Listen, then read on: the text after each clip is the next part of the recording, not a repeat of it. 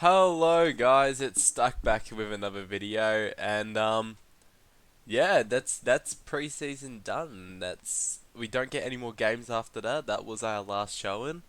I'm sure teams will keep changing until that final bell rings. We'll get some more news, we'll get a bit more information just to get our final minds wrapped around it, but yeah, I don't like to be too reactionary around preseason news, but around preseason games especially, but there was definitely some eye-catching displays, and just from the eye test, I think some players definitely, got a bit more of an insight and just a bit more of a perspective on what they're going to be like this year.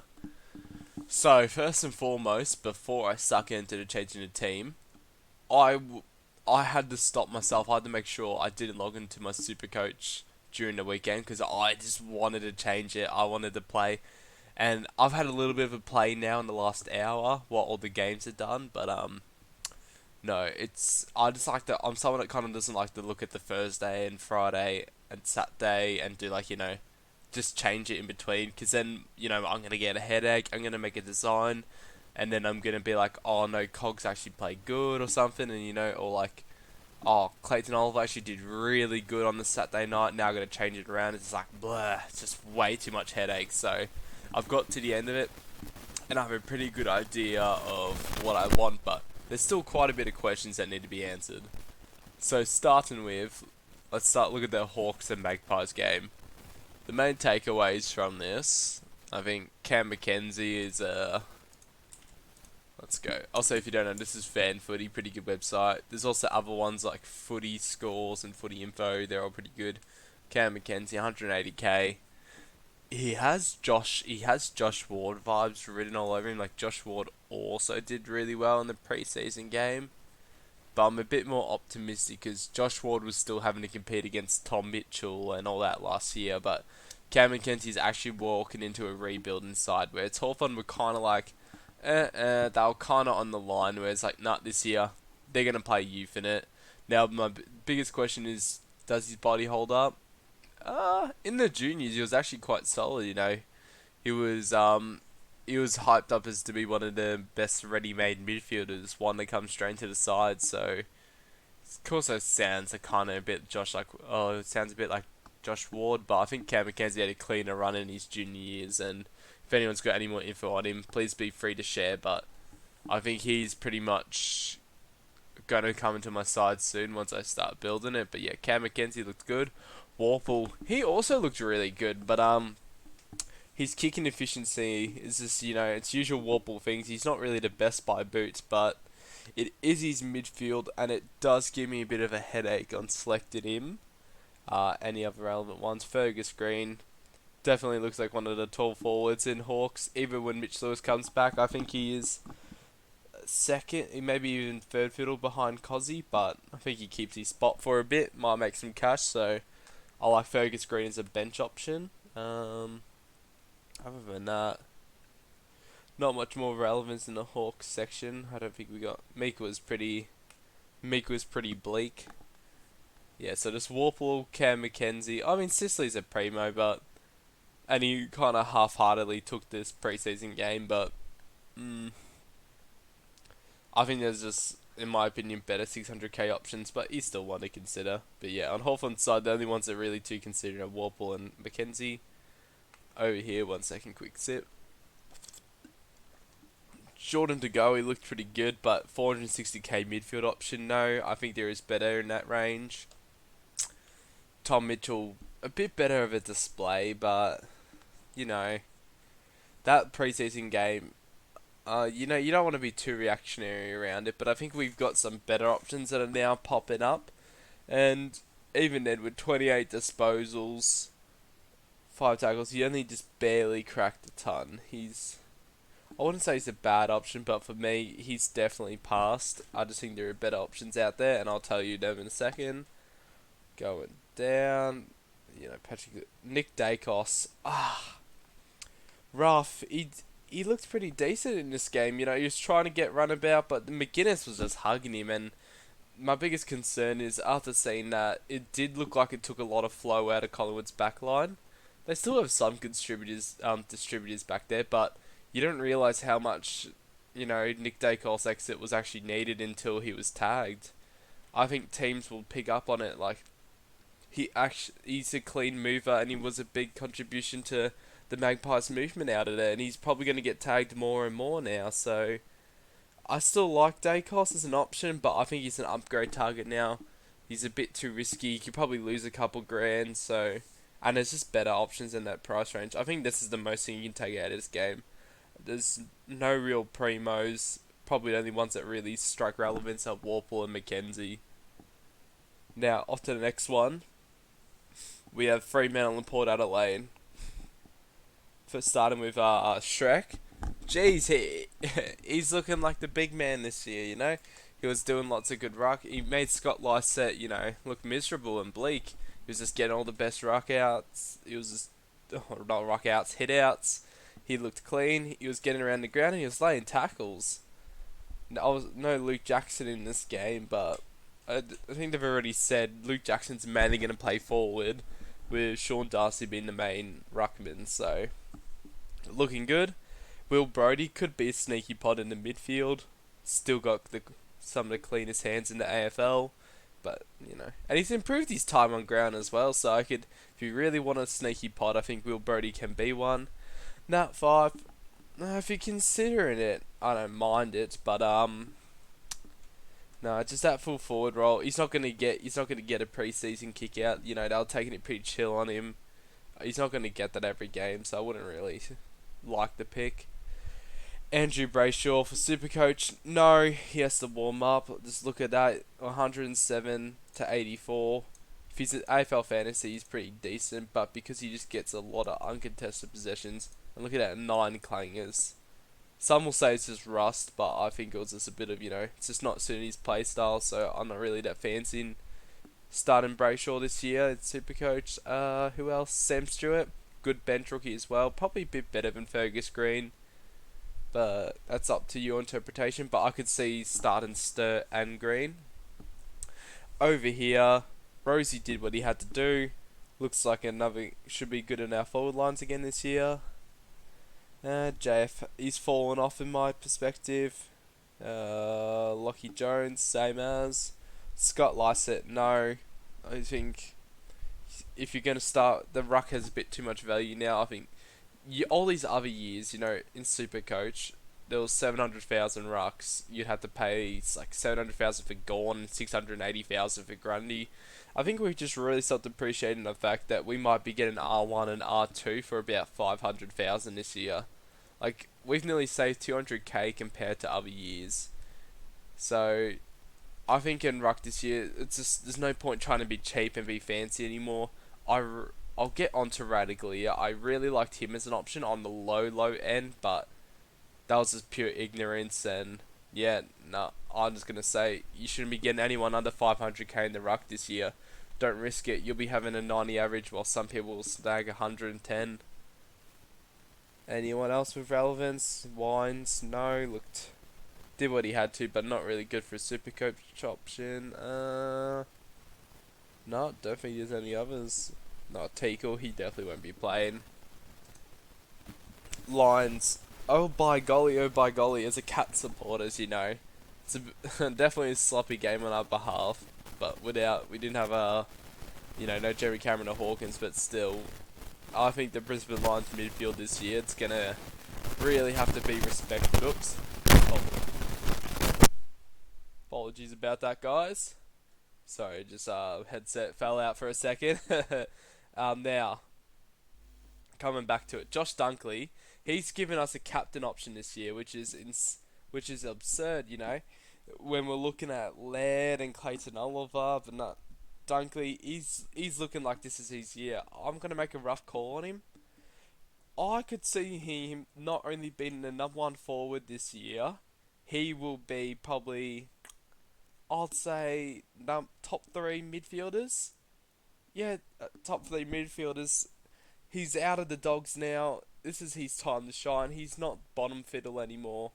I think he's going to be an exceptional player, and even better, he won't cop tags, They've got Lockie Neal there. You're always going to tag Lockie Neal.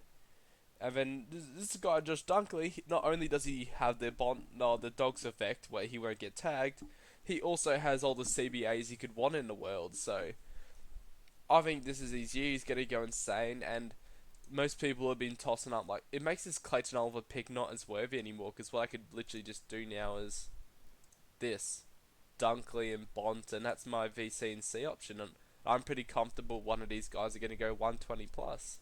Like, you have a look at it, if I had Nick Madden loophole, then I could go, who could I go? Here you go. So I could make my Josh Dunkley VC, watch the game, wait and see, and by 7 o'clock that night, I could tell if he's going to be my main guy or not. Oh, God. That's really annoying. Okay, back to it. Who we got? We got Dockers, Lions, bingo. Now, going through it again, scrolling, not much. Oscar McInerney, no, no, no. McKenna, he did what he had to. I think the Brisbane Lions came out and said he is best 22, so I do like him, but I don't see him as a field option unless he works his way into the season, same as Wilmot. We shouldn't be fielding any of these two, but I don't mind having one or both of them just for cash generation. Will Ashcroft, sorry, I'll go back to him. Will Ashcroft, Lockie Neal, obviously he'll be top 8, upgrade target. Will Ashcroft, he's something special. He gives me Matt Rao and Sam Walsh vibes, but he also has the benefit of not being in that bottom 8 side. He's going to go into that midfield, and he's got Josh Dunkley and Lockie Neal to take the beating for him. But he's just going to be getting cheap seconds. So, yeah, I think you could easily start Dunkley, Neal, and Ashcroft. They'll all be top averages. Like I said, Dunkley could even be top 3 this year in the midfield. Crazy to think about. Over Geelong's side, start with plain and simple. Tanner Bruin, the one on my watch list last week, and I think on a lot of people's, he's impressed. I think he has got that midfield role. He's for 112 SuperCoach score with only 19 disposals. Now 7 tackles. I'm pretty sure about 3 or 4 of them were holding the ball. And on top of that, probably 2 of them were against Lockie Neal. And Lockie Neal's not an easy one to hold down, so I'm impressed by Tanner Bruin's physicality, and I think he will be he's probably slid into that Selwood role, you know, he is a little bit of a hard nut. Tom Atkins was kind of like our crash and bash guy, but Tanner Bruin's more like our, bit more of a distributor slash, you know, also kind of tough, but he's not crash and bash, he's not going to go in and just bash people like, oh, not bash, but like, you know, bump like kind of Atkins does, but he's more just tough, he's just tough love.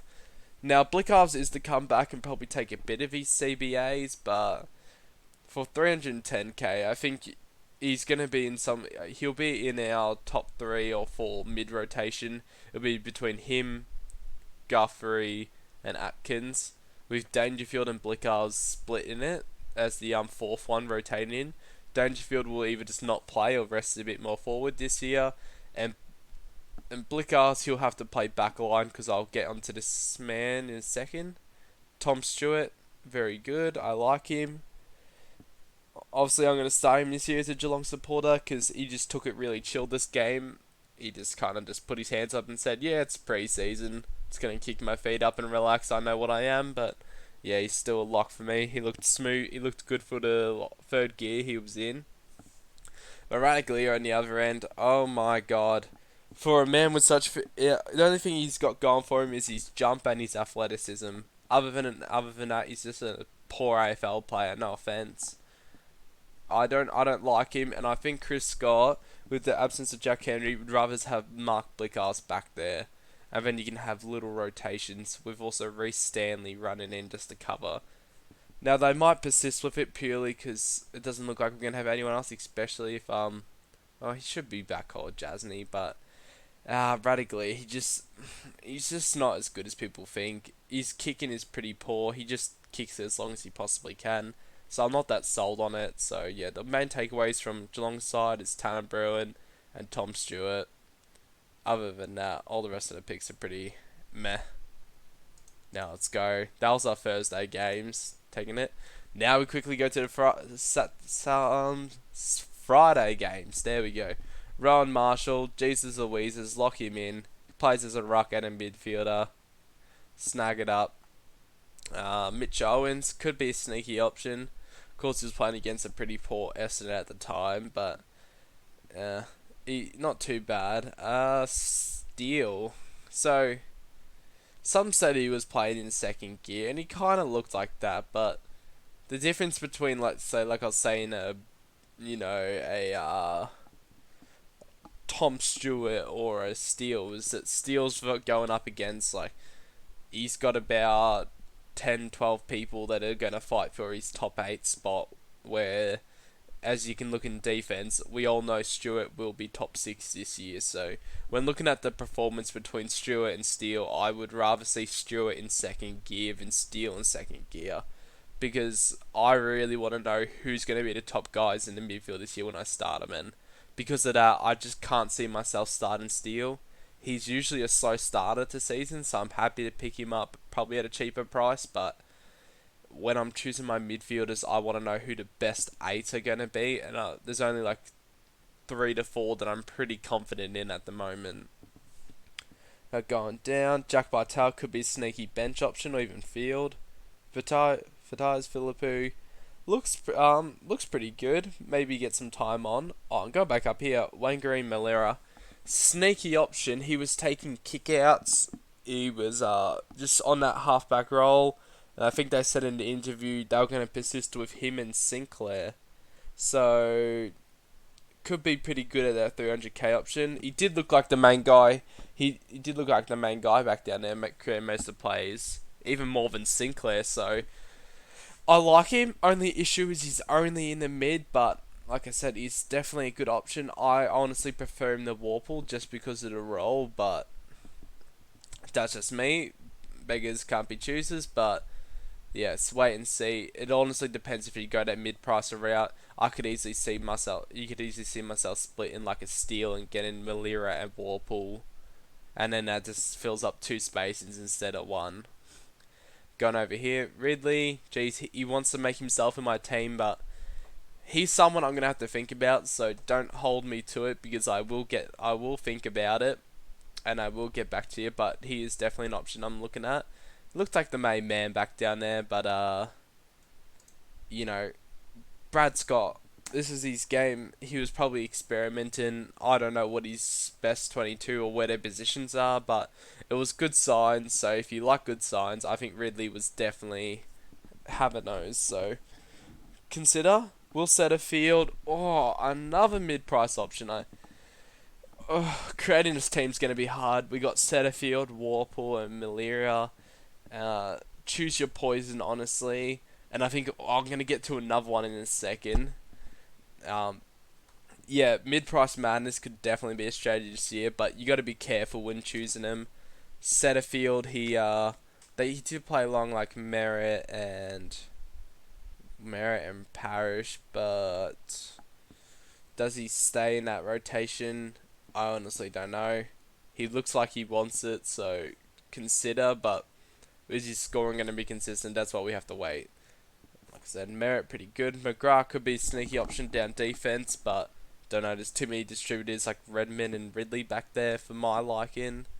Who else we got? And also there was no Nick Hine, but I think Ambrosi has taken over him.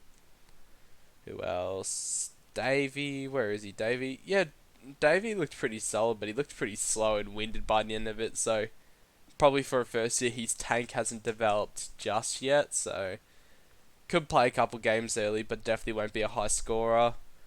Menzie looked decent. Parrish. Ugh.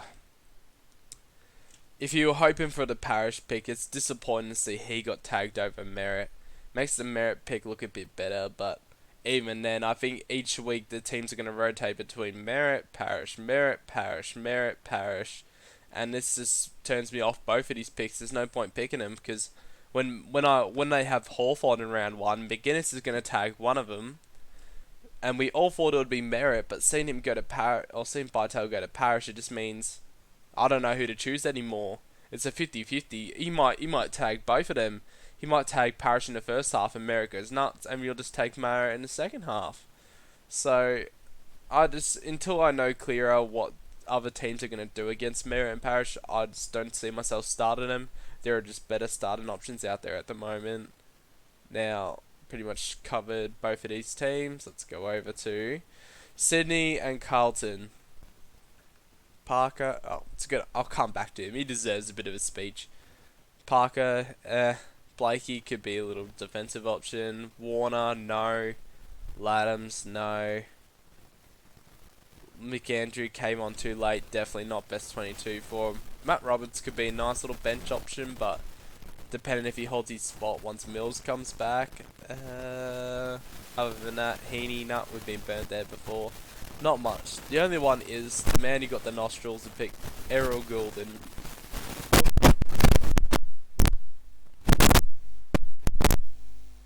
I do apologise about those interruptions. Errol Goulden. He is looking like a pretty good player this year.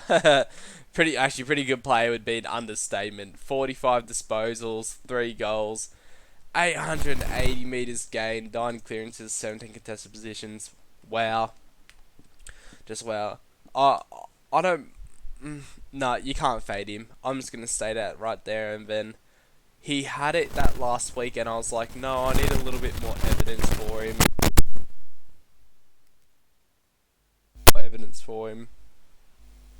I need a lot more evidence for him, and I've clearly got it now.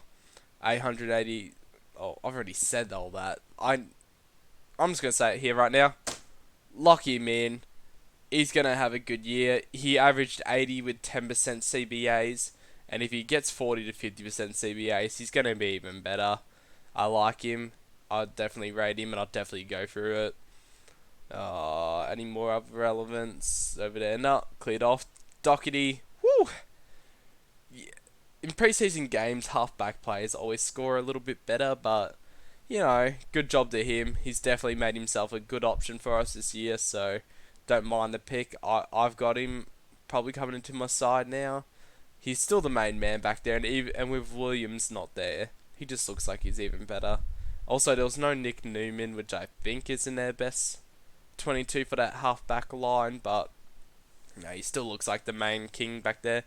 Hewitt could be a sneaky option for you in midfield if you want a bit of a pod. Slain 13 tackles, there's a lazy 13 tackles, and he was in second gear, pretty low time and ground. Don't hate the pick again. Who we got as rookies? We got Cohen. We also got King Cotter. From Carlton players, or from Carlton supporters' perspective, they actually pretty much liked, from a couple mates, King Cotter was a bit better. He's 26-year-old, a mature age. If Carlton really believe they're in the top 8, they'll play him because they want instant results now, instead of trying to develop their next line, They've been developing for way too long, so I think they would rather just have that, hopefully that instant role fix, so... Yeah, obviously I'm not Carlton, but yeah, huge ones to take out of Doherty. Hewitt could be a sneaky pod. And we got King Cotter or Cohen. Don't know which one of them's going to play, but it'll be one of them.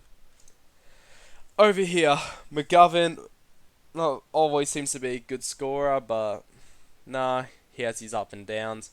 Ruben Gimby, ooh la la. It's a quick sip after that. Boy, oh boy, do we have our rookies in check. Not only Mackenzie's played well, but Gimby's played well. So we got some good cash gen now set up. Mackenzie and Gimby look pretty decent, and everything they said about this guy, considering he scored 99 from 56% game time, was insane. And the only reason he got that much is because they were resting him. West Coast were like, nah, you've proven your point. Come to the bench, have a sit down. We don't want you to get hurt. And yeah, they played him, I don't know if they played him, yeah, he missed the first half. They played him over Witherden. Fair enough, Witherden's pretty cooked. You got this guy on the way. Develop him, honestly. But, yeah. And the ball will probably be living in West Coast Eagles half the whole time, so I rate Gimby as a pick. Going down the line. Hunt looked good. Don't blame me if you go for the risk, but not for me. After this performance, I was kind of half tempted to fade him, but he had very low time on ground. West Coast were just conservative. It was only pre-season. They don't want to lose the man they've lost 20 times this preseason. Oh, just over the last 3 years, just the injuries alone. So they kept it conservative with him. Um, Tim Kelly, no. Dom Sheed. Some were looking at him, but I think, you don't want to be reactionary to preseason, but he had 80% of CBAs the last 2 weeks, and he got like 80 last week and 72 this one. Hell no, the game's just changed on him. He's just too slow. He's got still be a little bit of special niche to him, but no, I'm just not into Dom Sheed. For someone to get 80% CBAs and stink up like that, he's just not that good of a player. Oscar Allen. Oh, he's probably a decent player, but sorry, go back to it. Respect to Dom Sheed. He did win that grand final for him. Uh, he's just super coach worthy. No. Going down. Camel Chesser, pretty shitty game. Might lose his spot in the best 22. Oscar Allen, yeah, played decent, but for that kind of scoring, probably not. You probably would have won him on field. Roy Laird, he's gonna hurt not owning this year. He's put a real hiccup between him and Clayton Oliver, but he was in second gear that game. He wasn't tried, and of course it was against West Coast midfielders. Got to take grain of salt with that. But he just looks like classic Roy Laird. There's not much competition for his spot either. They were kind of playing around with Keys and Schonberg, but it's just uses Sandberry and Laird. People talking about like the Warple and Newcomb, but I look at Adelaide's midfield and I say it's only Laird, and maybe a little sprinkling of Sandberry. So he's their main man, and the worst thing is he won't even get tagged because he's just a good in and under player. And if he gets tagged, he's probably just gonna tackle his tagger. Like he's just gonna turn the tag on the tag. So I like Roy Laird as a pick. He's definitely top. He's definitely top 4 in the midfield. Now the question is whether he's going to start the hottest. I don't know that answer, and it's one I'm going to ponder the next 2 weeks, but he will need to be in your team sometime early this season. Other than that, Sandberry, nah. Dawson, if you want him, yeah, pretty good, but I like some other options. Any other guys in here? Nah, Mac McKillen, I don't think he gets a spot in the best 22, sadly. Over here, oh god, the orange team. Orange. You are going to give us headaches this year. You've thrown us Josh Kelly, Tom Green, Phil Callahan, Whitfield, Cornelio. Oh man. We've got some hiccups, boys. Kelly, he's one I want the most now. He looked really good in that side. I love him. He's a sensational player. I want him soon. Tom Green did what he had to, was good in and out, considering he got 130 with 0 marks. If he just gets like 2 or 3 marks a game and he just continues that in and under style, I think he's great. I do have concern over his tank though. He looks a bit puffed out half the time. And I wonder how he's going to go throughout the season, but worst comes to worst, we have 36 trades this year. If he really turns out like that, we can just give him a quick flick. Ash, if you're considering Ash or Cummins, I don't mind it. Choose your poison. I don't think this was just a give me game. It was preseason. These guys were just fighting for their spots, so one of them is going to succeed. The other 2 are going to burn you. Whitfield was decent, but same thing as before. He's just not scoring as well as he did in 2018-2019, where he got 2 contested possessions, whereas last time he would still get a bit of in and under. He would still go in the packs. He just sits out. He probably knows his body isn't up to it anymore. Doesn't go for those crash and bash plays or those contested ones, so he's just not as powerful as he was. I'm happy to fade him. Cornelio looks good in the midfield. He was, good old Cornelio. Had a bit of forward time, but forwards usually suits him, but he had that bump and he looks a bit sluggish. Looks a bit slow off pace, and throughout the start of the game, I just saw Tom Green and Josh Kelly came into the season looking like they want to be top dogs, where Cornelio just kind of looked a bit slow. And, we've had little rumours about he's had niggles the whole time this preseason, so bit of a concern over him. So I still rate him, but you got to wait and see. Wits, That's it. New headset coming up soon. Freaking new headset software. Okay, Jared Witz looked good. Don't know if he's going to be the top rock. I think there's just better scorers out there. He's going to be consistent, but this is just normal Jared Witz. Whereas Sean Darcy and Rowan Marshall were getting about 15 disposals, and both of them had like 6 or 7 tackles and 8 marks and around the groundwork. Witz is just like, yeah, no, I just hit it and I go. Not really the ruckman I want for 600k, so that's a pass. Sam Flanders, his role's dog shit, but him as a player has improved drastically. He only got like 6 CBAs that game, and he starts at half forward. But any time that ball was bounced, you just saw Sam Flanders go, yo! He just rocketed it to the midfield, and then he was just getting the cheap 1-2s. He was coming up, he was just tackling, and then he was at a lot of stoppages as well. And sometimes at the stoppages, he wouldn't even be in the main bit, but he'd run in, take it out, and clear it. So I think him as a player, all the rumours, they're true. He is looking sensational this season, and if he had the role, I think everyone will lock him in his team, because there's a bit of risk with that role, but I'm happy to, just because of his work rate, he's looking like he's working really hard. He wants to be in the team, so I rate him as a pick, honestly. Charlie Constable, heard good news about him. The coach said he liked him. Has a little bit of things to work on, but pretty safe. If he's going to average 70 for the year, you can sit him D6 and he's like, 40k cheaper than McKenna? If I had to choose between McKenna or Constable right now, you only need him to about round 6, and I'll choose Constable any day of the week. Any others? Looking like we pretty much cleared out the important ones, but yeah, pretty interesting game that one was, and it's going to cause a wee bit of headaches. Just as I said that, we got this game. I'll start, this side's going to be interesting, but I'll start on this side. North Melbourne, going through. Zeeble, bit interesting, but he's one shit game away from getting dropped out of the best 22. Luke Davies-Uniacke was okay, but for 90% time on the ground, 50%, 55%, 55 SuperCoach, he just looked a bit sluggish, and no, credit where credit due, he was going, like, he was probably single-handedly along Jai Simpkin dealing with the Western Bulldogs midfield, but he's definitely out of contention for me. He's gonna, North Melbourne, I think I had a bit of high hopes for him, but they're gonna get beat up in the midfield this year, and Luke Davies-Uniacke is just not gonna be able to top the best sides, and I think he's just going to start slow. So I'm happy to probably pick up LDU. And he's got a lot of top 8 mids like the Demons and Carlton coming up early rounds. So he might be an upgrade target if he works his way into the season. But yeah, wait and see. Ben Cunnington, don't mind it, but he's still got a bit of a weird half forward mid role. Sheasel he doesn't actually look half bad. Not only does he have a forward role, he's also got a little bit of a half back role.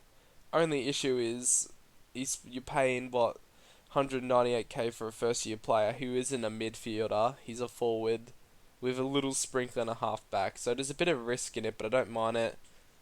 Will Phillips, I give him benefit of the doubt. He did look pretty good in the midfield from my eyes, and as you can tell, this midfield, none of them get credit. Maybe Simpkin put it in his heart, but all the rest of them, you got dominated by Liberatore, Bonds, McRae, Bailey Smith. So I'll give him a grain of salt. He was going up against probably a very dominant midfield display, so I still like him as a pick. Josh Goda didn't really do much. I see him at risk of, if Aaron Hall becomes fit, Josh Goda might get dropped, so wait and see on him. But for 198k in defense, there are definitely better options now, which we'll get to in just a second.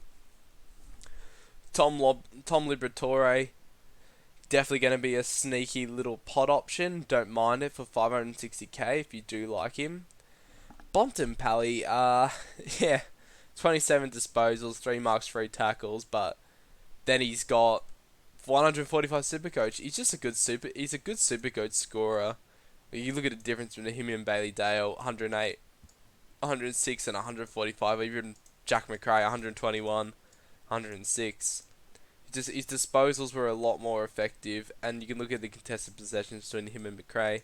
They were just a lot more contested, so for SuperCoach Bont, if he's getting 140, obviously 2 goals as well. Forgot to include that, but they were little gimme goals, and you know, averaging 145, that's not sustainable. But if he gets his average up to about 30 disposals a game, and for a top tier midfielder, maybe add a bit more marks and tackles, which he should, then I don't see no reason he ain't gonna go 130 average this year. And obviously, Bontempelli's Bontempelli. He will sneak a couple goals in, so love the Bont pick. If you're not starting him this year, enjoy your ticket. You can happily wait till 2024 because you will not be starting the season 2023 without Bontempelli. Jack McRae, I also like him. That role again was very chip chop, and he didn't get the I saw a bit of half forward and half back and mid, and also one wing. Geez, Bevo's just stuffed around with him. He was still very high in the CBAs, but he's behind Liberatore, Bont, and even Bailey Smith. Bit disappointing. He's becoming an uptake. He's still a gun. I could still see myself picking him, but he's becoming an upgrade target just purely due to better options. Oscar Baker. I heard the Western Bulldog coach said they weren't even going to start him initially, but because of Taylor Dury's injury, they brought him on, and geez, he gave himself a shot. I think Western Bulldogs, after that performance, they have to play him, but not very good signs. He's going to get dropped if he has a couple shit games in a row, so take it with a grain of salt, but good thing we got Oscar Baker as another rookie. On the other hand, Liam Jones and Hayden Crozier, lovely. We've got 2 more mid prices in defense. I prefer Liam Jones as purely due to his 1% as an intercept marking, which is Supercoach heaven. Hayden Crozier got some kickouts, but I think if anyone's best 22, it's just Liam Jones. He's so fundamental to the Western Bulldogs. They're going to love having him back, and he's going to be good in that defensive post, and I could just see him getting lots of intercept marks. Sam Darcy, take it with a grain of salt, was against North Melbourne. Josh Bruce, no. And Toby McLean, definitely some concerns now. He played a pretty poor half forward and wing role. He's just not going to be that good of a Supercoach scorer. And what I looked forward to him being on field and giving me points, I'm now even concerned about his cash generation. Now, I hope he can come good, and I might sneak him back in, but at the moment, he's actually not going to be in my team. And I'll get to that in a second. Lucky last one. Voice is getting a little bit sore, so I should chop it up. Gone. Bloody hell. I want him, but he had a bit of a feast against Nankervis, and I don't think teams will let Gorn or Grundy run around this much, and just purely because I would prefer ruck combos where I know it's either going to be A, solo, or B, 80-20, like Freo, and also, and to go back to it about English. English wasn't very good. He looked pretty sluggish, didn't want to get himself involved, so English is pretty much a no for me now, because I think Gorn has surpassed him. Grundy, he doesn't look like the better half. To get 80 Supercoach score and 3 goals, he still looks a bit slow. He looks more like a support ruckman now. Bit of a shame, considering he's 28 and Gorn's 32, but Gorn looks like the main man. And he looks better around the ground as well, so if you want Gorn as R1, I don't mind it. But considering I saw him in that forward line for probably about 40 to 50% of the game, he's going to get that DPP, and oh my god, he's going to be right behind Dunkley in that F2 spot. So yeah, it's the only reason I'm not stuck in my forward line fully. It's because this Gorn, he's going to be a good pickup in our forward line. Christian Petrarca could be sneaky, but he usually starts the season hot. Good for us. Relevance, Lockie Hunter, no. Clayton Oliver, he played a bit of half back today, and it put a big concern because he didn't actually look too good in it, and he's just disposal efficiency when he wasn't at halfback role, he was just doing. I saw him do like 2 torps, or he just banged it down a line. I hope it's put a bit of concern. I don't think the Demons are going to stick to it, but they liked it for a bit, and that's frustrated me a little bit because he's such a sensational midfielder, and put him at halfback is a bit criminal. So I hope it was just a preseason thing, just to keep him a little bit safer. But I gotta put the fight between him and Laird now, and I know Laird's the number one midfielder, and he's not gonna get played around like that. So yeah, I gotta think about it. This video's getting pretty long. Like I said, Grundy no, Brayshaw nah, didn't get the role. McVeigh, Sally didn't look like he's gonna get his best 22 spot, and Chandler done some nice things, but I think Stewart and Green are better bench options. Baker, he's a preseason merchant, always does this. He likes to warm up the crowd, so no for me. Tim Taranto, pass marks, he's going to be a top forward this year. Jacob Hopper, he's got that mid role. He played a lot of CBAs, and like you can see, 14 contested possessions, 9 clearances. If he just cleaned up a bit more of his like disposals, now a bit better kicks, lock. Short's a no now. Samson Ryan might be a sneaky rookie, but yeah, so that's pretty much all the preseason guide. Now, this was my team before all these games. Now it's time to get the chop to the changes, and let's start with Bose. Get rid of all the players that aren't going to be in the team. Cohen's not going to be in there because I think King Cotter's taken over him. So I've still got these 4 guys. I think Constable, Gimby, Yo, Tom Stewart gave enough to stay. Who we got? Steele's dropped off for me now. McRae's dropped off. These guys are all good. I've got these guys all good. English is gone. Cogs is gone. Clean. Rats. And Davey. Now it's time to put into the work of the players I'm chucking in now. So first and foremost in that back line, I want a bit more strength. I've got Doherty in there now. Solid pick. Looks like the main man back there. Love it. Next up, it was between Jones or Crozier, but purely because I think Jones is better for the Western Bulldogs, I've got Jones here. And then, nice little cheapie coming in for us. King Cotter should slot in. I think if Cohen gets named, I'll just swap him to Cohen, but at the moment, we don't know. I think he is better than Cohen, but, we'll wait and see. In the midfield, actually, I'll wait for that. First and foremost, I've got rid of Cogs.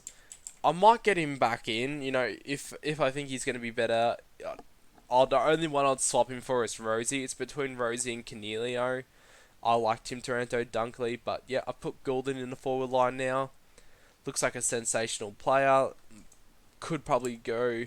He's probably a top 6 forward if he gets 40% CBAs, which with Horse is a bit risky, but I think he will get at least 40% CBAs. Tanner Bruin. Looks like a top mid at Geelong now. Don't mind the pick. He's definitely got some good looks to him. Oh, not like literally, but like in terms of his AFL playing, he's definitely good. And then Flanders. Just kind of speed running this so I can justify it once the team looks complete. Stewart. And now in my ruck line for swapping out English, I am now getting Shrek in here. Thought Shrek played a bit better than English, and even if he's going to have a bit more of a split with Jackson, it's probably more beneficial for him to not go as hard as often. Hopefully less injury risk to him now. Who haven't I got? Trying to remember. Oh yeah, that's right, Mackenzie. Nice little solid rookie to have now. Thank you, Mackenzie, for promising us some cash gen. Davey, unfortunately, just because I don't have many other options. And then... Oh, sorry. I made it a bit wrong. I was meant to keep... McRae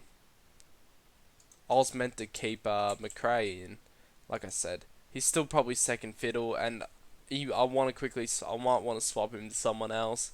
Even probably get Clayton or Laird, but I'll justify that in a second, because then the lucky last piece of it is Josh Kelly. I don't think I've ever seen Josh Kelly have 70% CBAs before like he did today. And jeez oh jeez does he look good in it. He looks like a 120 average mid today. He was just getting good contested possessions. He had good outside spread. He's always been a good player, and I guess the two things with him was always he's not going to get that role. He's always going to be half forward and wing because he was under Leon Cameron. And even before that, we always said to ourselves, it's like, oh, this is Josh Kelly. He's always injured. Whereas in 2021, he played 21 games, which means he pretty much had a full season. And 2022, he also had 21 games. Only game he missed was the ankle. So he's definitely improved his durability, which is nice. And under Adam Kingsley, he looks like the number one midfield. I think their number one midfielder is, or their best midfielders are Josh Kelly and Tom Green, with little snippets of Finn Callahan and Cornelio. So I like the Josh Kelly pick. Now I will give an alternative here. This is what actually I'll fix it up, and I'll give my justification quickly. So that's just the midfield at the moment.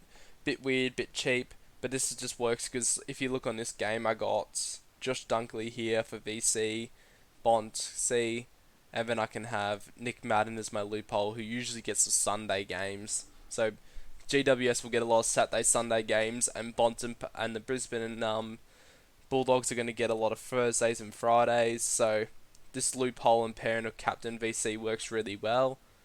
I think overall the team's is a lot stronger. I'm not going to leak as much points as I was before. Liam Jones is a bit better than McKenna in my opinion. Constable should hold a nice D6 spot. I'll put Mackenzie on here. I like the combination Mackenzie, Phillips. Probably both going to go 60 average this year.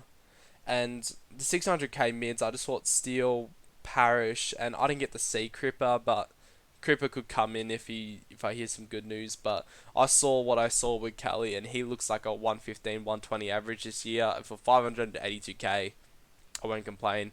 See, Macca's Macca. I'm a little less confident, but for the cash sake, I had to do it. Because I could do McLean and Clayton Oliver, or McMacker and Flanders. And Macca and Oliver with that weird role, I only see like a 125 for Clayton and 120 for McRae. Whereas for Flanders and McLean, I could see McLean going 50 and Flanders going 70. So I could lose 5 points here, or I could lose 20 points here. I'd rather lose the 5 points here. Because I just don't think McLean's role is good enough to sustain that F6 role. I prefer this forward line a bit better. Means when Bruin and Flanders make cash, I can probably trade them up to Gorn. And yeah, I'm not going to leak any points because a lot of teams are going to have a Philippou here, or a Savaradagalia, or a McLean. And all these guys are going to be prone to poorer games. And even though Flanders has a crap role, I think just the way he played and his work rate, he's going to work his way up into the ground. He looks like a 70 to 80 average, so I'd rather have that as my F6. And Bruin obviously looks like an 80 to 90 with that role, so sensational to have. And yeah, my top four. So I'm not going to leak any points in my forward line, which makes me happy. One of the other things I played around with, I'll just experiment it here with you. So let's say I got rid of Josh Kelly, McRae. I kept these two. These two are staying in my team. And take out, I think it was Davey. Yep.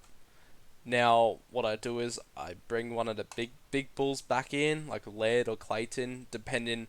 You guys can honestly choose that, Laird or Clayton, depending on what we feel like at the time. And now go to our nice little midfielder range. Midfield range. So we have Setterfield here. Don't mind the pick, but I've got two better alternatives in my perspective. Wangareen Malira. He looks like that halfback role is all. No one's going to take it from him. He's just going to be getting all these little cheap disposals and even took kickouts, and I think he's going to continue that kickout role from what I heard. So I'm really optimistic on the Sire Wangareen Malaria. Sorry if I butchered the name. And lucky last, Finn Callahan. I have the money for Warple, but I think Callahan is like that fourth midfield at Gold Coast, and he's just a bit better of a player in my perspective. And yeah, he just looked smooth. He had clean operation. So that's the two options I'm weighing up, whether I have the big dog and don't go like kind of McRae and Kelly, but have these two as on here. And it also gives me this, Will Phillips on the bench. And it means I can probably pump a Will Mott up to a McKenna, or even I can get Crozier for him. So this 87k does a lot. I might even start the season with 87k, and it means if one of these picks goes bust, I can just quickly flick him. So these are the two alternatives I'm choosing between, that Josh Kelly McRae setup or a bit more of this mid-price madness. But yeah, the preseason's given a lot of change, and I hope you've enjoyed the video, and I'll make a quick update before the season starts, probably like about a couple hours before the season. But yeah, this is the preseason game review, and yeah, I will like to see what you guys have done for your changes, and good luck with this year, boys. 2023 is just on the horizon.